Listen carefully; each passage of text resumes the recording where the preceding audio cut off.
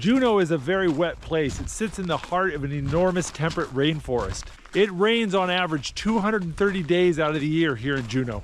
And if you go up into the mountains, that rain turns into snow, a lot of snow. On average, more than 10 feet of snow accumulates on the ground.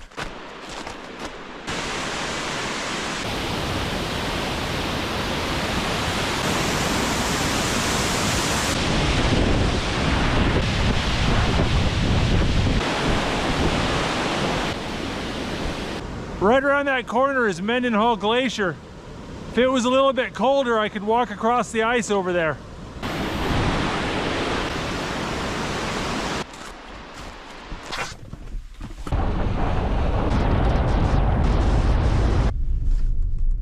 All right, guys, this is Douglas Island, just across from Alaska's capital of Juneau.